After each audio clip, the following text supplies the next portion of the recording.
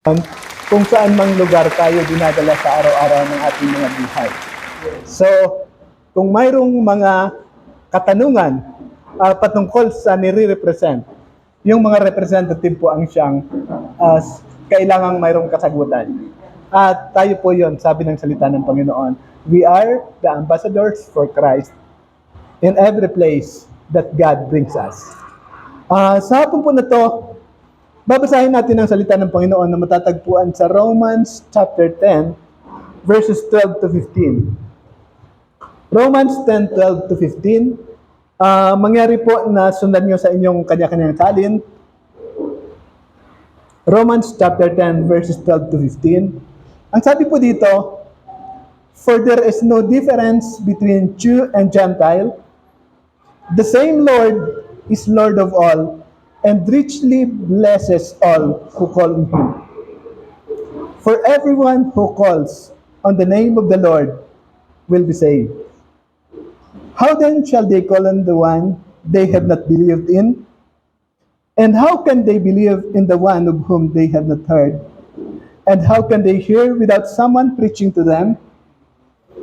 And how can anyone preach unless they are sent? As it is written, how beautiful are the feet of those who brings good news. May God bless the reading of His word. Heavenly Father, we thank you for this afternoon. We thank you for your presence in our midst. And we thank you, Lord, for each and every one of us who are here. Thank you for the desires that you have placed in our heart to be gathered together, Lord, and study your word. This afternoon, Lord, as we worship you, as we give our time to study your word, we pray that the Holy Spirit be the one to enlighten each and every one of us. Teach us, Lord, your ways. Teach us through the Holy Spirit. Speak to us, Lord, of the things that you want us to learn this afternoon. We just pray that you will enable us, Lord, to understand all the things that you want to impart to our hearts. Panginoon, sa hapon po na to, hinihiling namin, O Diyos, lahat ng espiritu na hindi galing sa iyo, Panginoon, ay amin pong nire-reject sa pangalan ng Panginoong Jesucristo. Espiritu ng kawalan ng pangunawa, espiritu ng antok, espiritu ng katamaran, espiritu ng kawalan ng sigla. Lahat ito ay sinusumbatan namin sa pangalan ng Panginoong Jesucristo. At sa hapon po na ito, Panginoon, ibigay niyo po sa amin ang espiritu ng pangunawa. At dalangin namin, O Diyos, na ikaw, Panginoon, ang siyang patuloy na mangungusap sa bawat isa sa amin. If you have seen anything wrong in our hearts, Lord, please forgive us and cleanse us through the precious blood of our Lord Jesus Christ. And we pray that you will be glorified in our midst this afternoon. Pinataas ka namin, Panginoon, pinupuri ka namin, at ang iyong mga salita nawa, Panginoon, ng siyang patuloy na maunawaan namin sa hapon na to. Sa ngalan ng Panginoong Jesus. Amen. Muli po, isang magandang hapon, at ating patuloy na pag-aaralan ng salita ng Panginoon. Ang ating theme for the month is Exalt God, Declaring Christ, and Making Him Known. So, itaas natin ang pangalan ng Panginoon, i-declare natin siya sa mga tao, hayaan natin na siya ay makilala ng mga tao.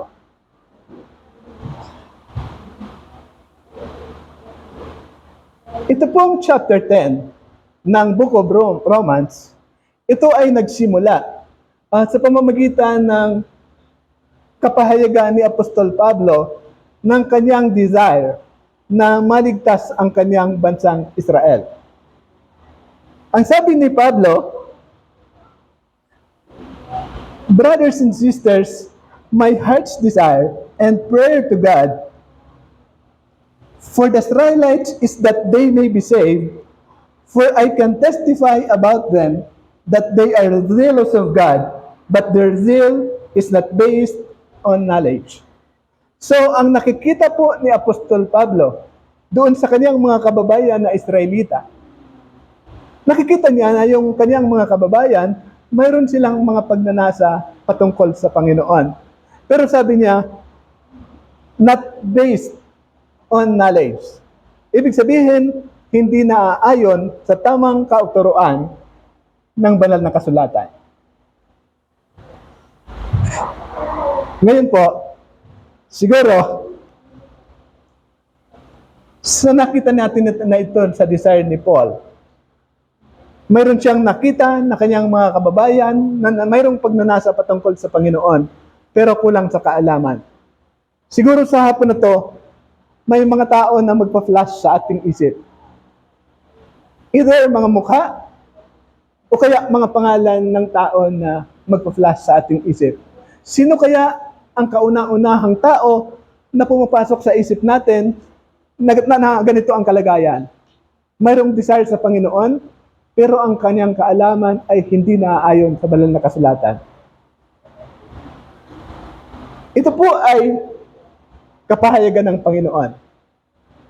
I-hold po natin, alalahanin natin yung unang tao na pumasok sa ating isipan, sapagkat sila yung ipapanalangin natin. Ano man yung mukha na nakita mo, marahil kamag-anak mo, marahil kapatid, marahil magulang, marahil kaibigan, lola't lolo, at sino man na unang pumasok sa ating kaisipan, sila po ang dinadala sa atin ng Panginoon sa hapon na to.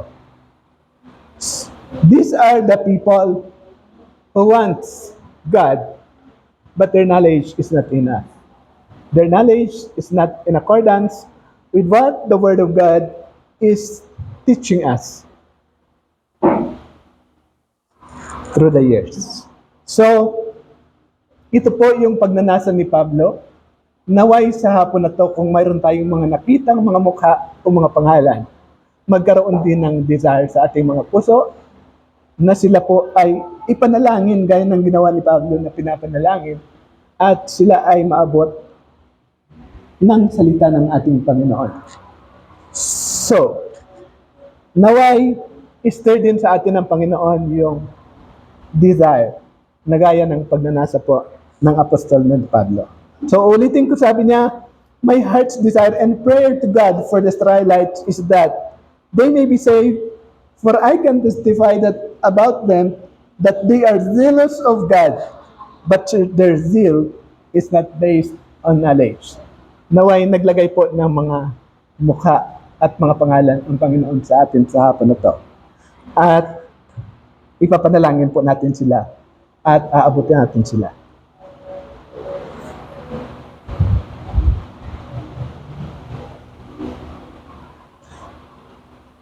Now, ang desire ni Apostol Pablo sa mga taong ito ay makaabot sila sa point na sila ay tatawag sa pangalan ng Panginoon.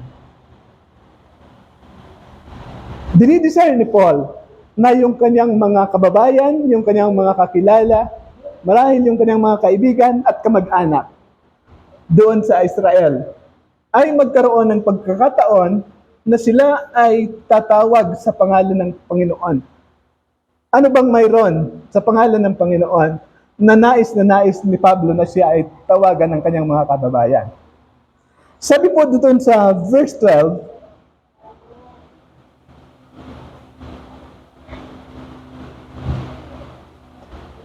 for there is no difference between Jew and Gentile. The same Lord is Lord of all, and richly blesses all who call on Him. Ang sabi ni Apostol Pablo, walang pinagkaiba ang mga Israelita sa ating mga hindi Israelita o kaya mga Hintil. Ang Panginoon ay Panginoon ng lahat. At siya ay mayamang pinagpapala ang bawat isa na tumatawag sa pangalan ng Panginoon. Mayroon ba tayong nakita sa hapon ito? Ang makikita po natin, tayo na tumawag sa pangalan ng Panginoon ay talagang pinagpala ng ating Diyos. The Lord richly blesses all those who call upon Him.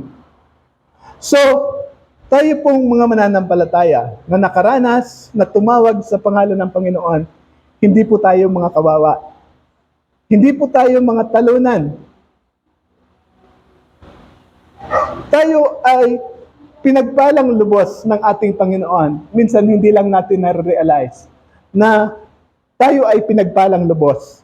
Kaya sa hapon po na to, let's make it a declaration. Nasabihin natin sa ating mga sarili na ako ay pinagpalang lubos ng aking Panginoon. Declare po natin. Sabihin natin, ako ay pinagpalang lubos ng ating Panginoon. Pinagpalang lubos. Yan. Malaki po ang nagagawa ng declaration natin sa ating buhay. Sa pamamagitan ng pag-declare natin, na-realize po natin yung mga bagay-bagay na dati ay hindi natin naiisip, na tayo pala ay totoo na pinagpalang lubos ng ating Panginoon. Tandaan po natin yan sa ating mga buhay. Hindi tayo mga talunan, hindi tayo mga kawawa, tayo ay pinagpalang lubos ng Diyos dahil tayo ay tumawag o kaya patuloy na tumatawag sa kanyang pangalan. Now, doon sa hindi pa nakatawag sa kanyang pangalan, mayroong pangako ang Panginoon sa verse 13 na sabi niya, everyone, without exception, who calls upon the name of the Lord will be saved. Doon sa mga hindi pa nakaabot sa pananampalataya, isang kapangako at isang garantiya ng ating Panginoon na ang bawat isa daw na tatawag sa pangalan ng Panginoon ay maliligtas. Anong klaseng pagtawag kaya yung hinihintay ng Panginoon sa mga tao para magarantiya ng Diyos na sila ay maliligtas? Ito po yung tinatawag natin na distress call. Distress call.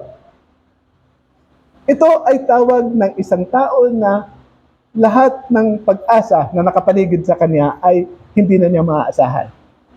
So doon na lang siya sa kahuli-huling pag-asa ng kanyang buhay. Yun po ang ating Panginoon. Now, doon po sa US, o kaya dito sa atin, mayroon din, di ba? Mayroon din tayong 911 dito sa atin. Hindi ko lang sure kung pag tinawagan mo ay talagang may darating. Pero doon sa US, kapag ka mayroong taong under distress at tumawag sa 911, either sila yung mga mountain climbers na natrap doon sa bundok, o minsan yung mga tao na may nagpapakamatay na natagpuan, tumatawag agad sila sa 911. Sapagkat alam nila na kapag sila ay tumawag, tiyak, sa loob ng ilang minuto, mayroong darating na rescue. So dito po sa salita ng Panginoon, kanyang iginagarantiya na walang exception na ang bawat isa na in distress, na tao na nawawalan na ng pag-asa, tao na wala nang maaasahan pa sa mundong ito, kapag sila ay tumawag sa pangalan ng Panginoon, sila po ay maliligtas. So, tayong mga Kristiyano, ang ating mga trabaho ay maakay sila doon sa point na sila ay tatawag na sa pangalan ng Panginoon. Everyone who calls upon the name of the Lord will be saved.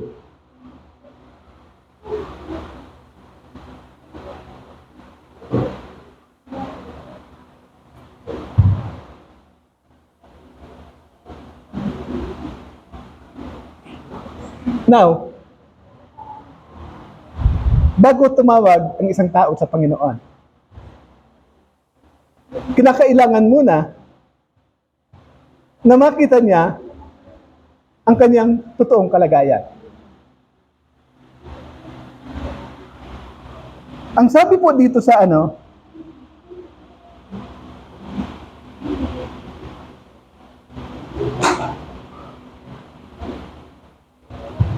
paano daw sila tatawag kapag hindi naman sila naniniwala? Verse 14, how then can they call on the one they have not believed in? So, kapag pala ang tao ay tatawag, siyempre ang tatawagan niya ay yung kanyang pinapaniwalaan. Kaya minsan walang tumatawag kasi wala namang dumarating. O kaya, kapag dumating man, tapos na. Naalala ko dati yung sa mga pelikula, pag tumawag ng pulis at maginag-away, pag dumarating yung pulis, tapos na. So, kaya minsan, ang preferred mo na tawagan ay yung kung sino yung available, kung sino yung reliable, kung sino yung naniniwala ka. Yun siyempre ay yung tatawagan na sasaklolo sa'yo. Now, ito po ang kinakailangan na ma-establish sa mga tao sa pamamagitan ng ating mga Kristiyano. Paano ba natin maipapakilala sa ating kaibigan, sa ating kamag-anak, na ang Diyos ay reliable? Na ang Diyos ay sasaklolo kapag siya ay tumawag? Na ang Diyos ay maaasahan sa kanyang nararanasan na problema? So, ang pinakauna siguro dito, kinakailangan muna na makita ng tao ang kanyang kondisyon. Siyempre, hindi ka naman tatawag ng saklolo kung hindi mo naman nare-realize na ikaw ay napapahamak. Kung akala mo safe na safe ka, hindi ka pwedeng tumawag ng saklolo. So, kinakailangan po na makita ng tao na ang kanyang totoong kalagayan sa harap ng Panginoon. Doon po sa John chapter 3 verse 18, pakalagpas lang ito ng John 3:16 na paborito natin. Sabi po doon, he who believes on him is not condemned, but he who doesn't believe is condemned already, because he has not believed on the name of the only begotten Son of God.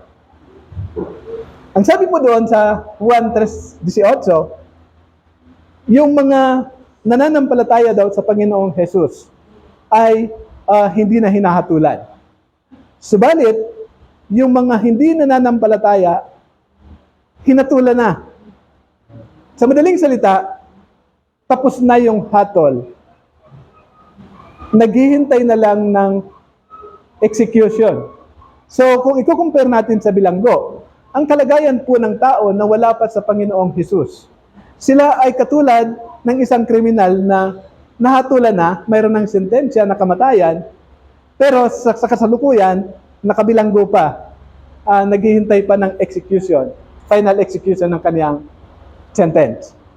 So, kapag makita ng isang tao ang kanyang totoong kalagayan sa harap ng Panginoon, magkakaroon po ng conviction sa kanyang puso na siya ay tumawag sa ating Panginoong Jesus, sapagkat ang Panginoong Jesus lang ang reliable, ang Panginoong Jesus ang available, ang Panginoong Jesus ang ating maaasahan na kung tayo ay tatawag sa Kanya, siya ay sasagot, siya ay sasaklolo, siya ay patatawarin niya tayo kung hiningi tayo ng kapatawaran ng ating mga kasalanan. So, how then shall they call on Him of whom they have not believed? So, mayroon tayong responsibilidad, mga kapatid, na maipakita natin sa mga tao ang kanilang totoong kalagayan sa harap ng Panginoon.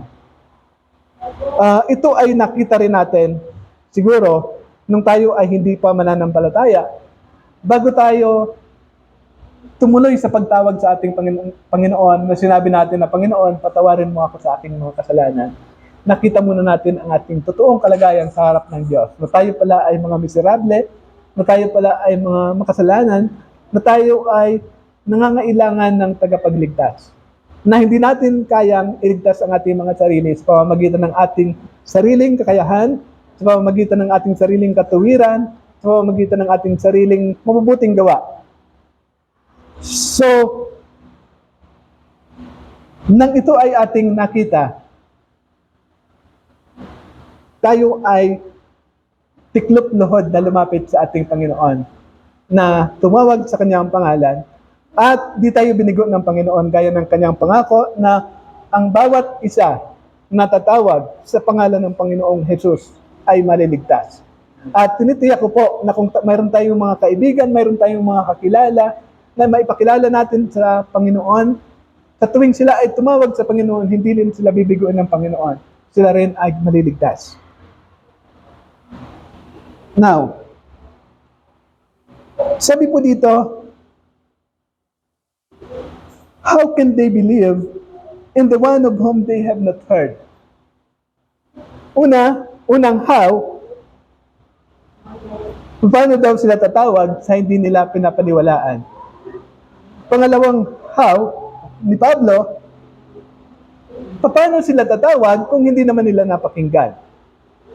So, sa madaling salita, mayroon tayong mga responsibilidad na dalhin yung salita ng Panginoon para kanilang mapakinggan. O kaya kanilang mabasa.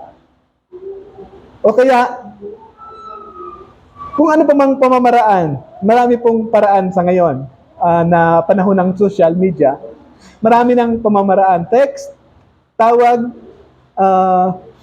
message, o ano pa man, para malaman ng tao yung salita ng Panginoon, maaari nating dalhin.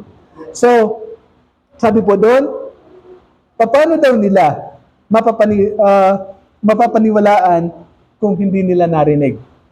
So, gaya ng dati, tayo daw ay ambassadors ng Panginoon. So, mayroon tayong mga responsibilidad na ilapit doon sa mga hindi pa nakakinig ang salita ng Panginoon. Now, mayroon pong senaryo kung saan yung mga tao ay tinatawag ng apostol na they are dull of hearing. Na kung saan parang nagsara na yung kanilang mga tainga sa pakikinig ng salita ng Panginoon. Kasi mayroong mga tao, di ba, na kahit saan ka magawi, minsan yung nakikilimos, nagpe-preach din, nangihingi ng pera. Minsan yung kung saan-saan, maririnig mo yung salita ng Panginoon na parang dumarating yung point sa buhay ng isang tao na parang nawawalan ng halaga sa kanya. Na parang baliwala na yung kanyang mga napapakinggan. At dito po pumapasok siguro yung role nating mga mananampalataya kung saan yung counting acts of kindness na ating ginagawa, nagkakaroon ng epekto doon sa mga tao kung saan sila ay muling magigising sa pakikinig ng salita ng Panginoon. Kasi minsan parang hindi na sila makapaniwala kasi parang ordinary na lang na kahit saan sila magawi, may nangangaral. So, yung trabaho ng mga Kristiyano na, yung mga maliliit na ginagawa natin sa kanila, na service, o kaya katapatan sa paglilingkod, o kaya katapatan sa ating mga salita na pag sinabi natin, pinapanindigan natin, nakikita nila yung pagkakaiba. At dito nagkakaroon ng role yung mga Christians kung saan yung mga tao ay muli natatouch yung kanilang mga puso para makinig muli sila ng salita ng Panginoon. So, mayroon po tayong mga bahagi. How then shall they believe on whom they have heard? And how can they hear without someone preaching to them? Paano daw sila makakapakinig kung walang mga ngaral sa kanila?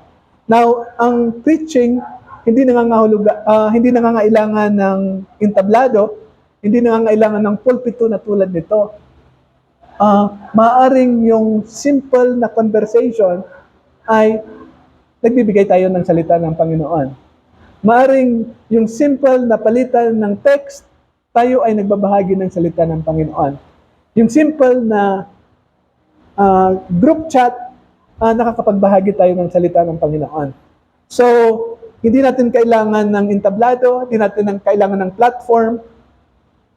kahit saan, maaari nating mahibahagi yung salita ng Panginoon. At maaari rin tayo na gumawa ng mga acts of kindness kahit saan tayo naroroon.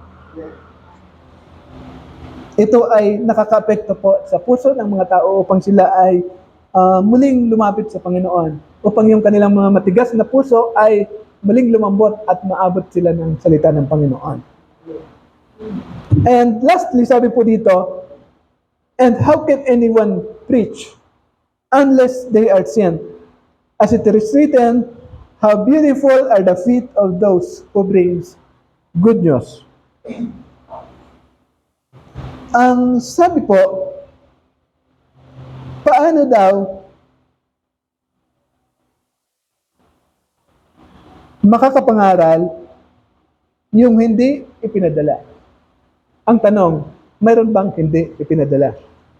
Sa akin pong pakakaalam, lahat tayong mga Kristiyano, the moment na nakilala natin ang ating Panginoon, ipinadala tayo ng Panginoon. Sabi po doon sa John 20:21, as the Father has sent me, so I am sending you. Ipinadala ako ng Ama, sabi ni Jesus, at ipinadadala ko rin ang bawat isa sa inyo. So, without exemption, lahat po tayo ng mga mananampalataya na nakaabot na sa pananampalataya sa ating Panginoong Hesus, na minsan ay tumawag na sa Kanya ng isang distress call, na Panginoon, kailangan kita. Panginoon, wala akong magagawa, hindi ko kayang iligtas ang aking sarili. Panginoon, patawarin mo ako sa aking mga kasalanan. So, lahat tayo na nakaranas ng kapatawaran ng Diyos, pinapadala rin tayo ng Panginoon sa iba. As the Father has sent me, I am sending you. Sabi ng ating Panginoon Jesus, John 20:21. So, isusummarize ko po muli ang ating mga pinag-aralan. Naway ma-build up sa ating mga puso yung desire ni Apostol Pablo ng kanyang pagnanasa na makakilala ang kanyang bayang Israel sa Panginoong Jesus. Nais ni Apostol Pablo na sila ay tumawag sa Diyos sapagkat nakita niya na mayroon silang pagnanasa patungkol sa Panginoon, pero kulang sila sa kaalaman. Sinabi ko po kanina na yung unang mga tao, o kaya yung unang mukha o unang pangalan na sumagi sa iyong isipan nang mabanggit ang talatang ito, sila po ang ating ipapanalangin sa Panginoon. Dahil sila yung ibinigay sa atin ng Panginoon, ipinakita sa atin ng Diyos sa hapon na to. Sabi ng Panginoon, everyone who calls upon the name of the Lord will be saved.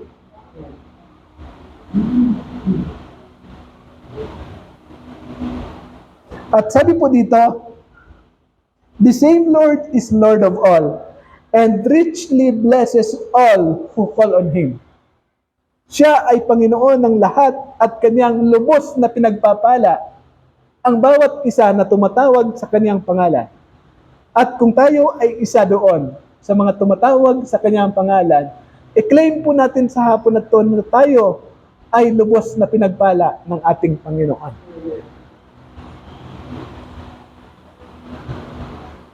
Ang sabi po dito sa ating summary,